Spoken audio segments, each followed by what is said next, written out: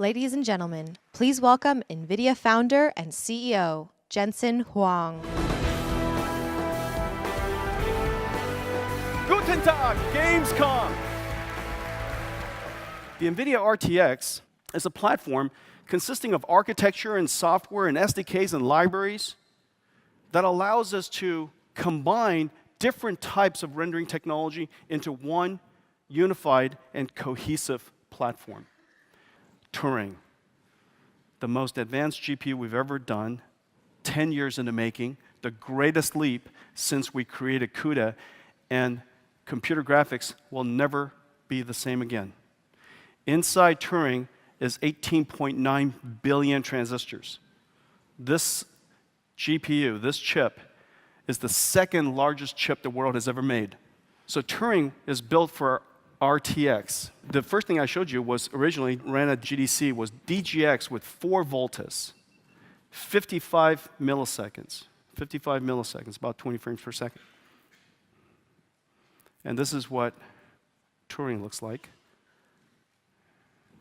One Turing. So 4 volts in a DGX. This has never happened before. This has simply never happened before. Doing computer graphics, essentially a supercomputer replaced by one GPU within one generation. You guys want to see some games? So what we did is we worked with Nixie's and IDOS Montreal to bring real-time ray-traced shadows to Shadow of the Tomb Raider. It's perfect. And so the thing to look at right now with RTX off, you saw the crisp shadows up there, and you saw right here. This is really hard to do, and that's why they don't do it at all, which is dynamic lights and shadows. These are dynamic point lights. They're really expensive to do in current rendering techniques because basically you have to cast shadows in every direction from the light. So let's put RTX to the test and have it just do it for us. Aww. All right, what's up next? Another blockbuster, and this time we have Metro Exodus by 4A Games. Basically, the way light works is light is coming in from the outside through those windows. And of course, this part is lit directly.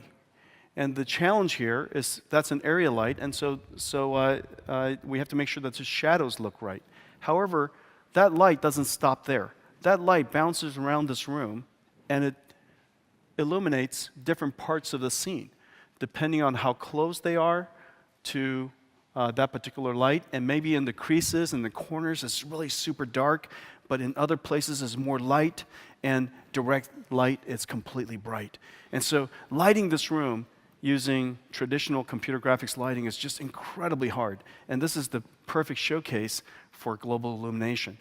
Okay, let me show you. Assetto Corsa Competiziano, the reflection on the windshield. You guys know how screen space reflection works. If it's not on the screen, there's no way to take that image and reflect it onto the surface. And as a result, look at the glass on top. You see that car, you see the Ferrari up there? It's reflected on top. All of the rails all the way down are reflected. No errors, no weird banding, no weird distortions. You see this guy reflected from the other side. So when you go see it, he'll be moving, and everything will be dynamic. When the cars come through, you'll see all the reflections up and down this aisle of the cars with other cars, the cars over the window. Everything is going to be completely dynamic, and nothing had to be tweaked. Ray-traced reflections and ray-traced inter-reflections, it just works. You're going to see another game called Atomic Heart, and it's got wonderful reflections and refractions. Mirrors are curved. Curved mirrors. Nobody does that. It's impossible. Not for ray tracing. You get this area light underneath, casting that soft shadow for the robot behind it. Everything is physically based. All the materials are rendered beautifully. And so area lights, reflections of the scene that you can't see in the scene. So screen space just doesn't work. And yet everything just works here. You guys want to see an amazing game? I can't wait for this. This is probably one of my family's favorite games. We've been working together on implementing RTX into Battlefield 5. So now if we look down in the ground with RTX on, we'll see the flame, we'll see the soldiers moving, We'll see everything. And now if I turn RTX off, we lose everything. We lose all the detail, all the context of what's happening in the scene. But with RTX on, you just get a much more cohesive image and a better understanding of what's happening around you. So one thing we also pay particularly much attention to in Battlefield is just the weapons, accuracy, making sure the smallest detail is correct. And you can see even there, the flames are reflecting properly in the wood of this gun here and in the windows in the back. And now if I turn RTX off again, you lose all this detail.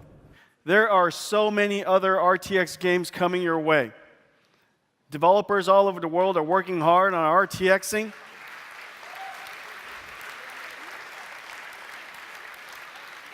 We're going to have all kinds of amazing games coming your way.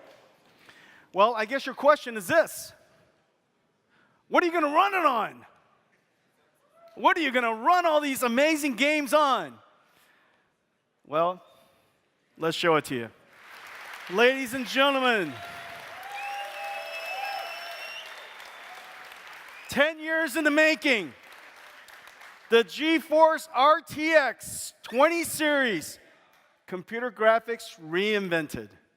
The craftsmanship is unbelievable. This is the best design we have ever done. Everything from the voltage, the power regulation, and the thermal management system, it is designed for overclocking. Crazy amounts of overclocking. Not to mention, it is just so quiet. Even when you're maximum overclocked. At maximum overclock, it sounds like 1/5 the audio levels as a 1080 Ti. We're announcing 3 models today.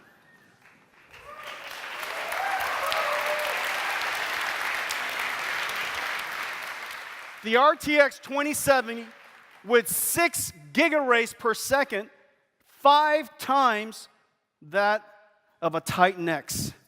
45 trillion RTX ops per second. 8 gigabyte frame buffer. RTX 2080, 8 gigaраys per second, 60 trillion RTX ops, about 6 times the performance of a Titan X for ray tracing, 8 gigabytes, and then the RTX 2080 Ti, 10 gigaраys, 78 trillion RTX ops, 11 gigabyte frame buffer, starting at $499. On shelf everywhere, September 20th.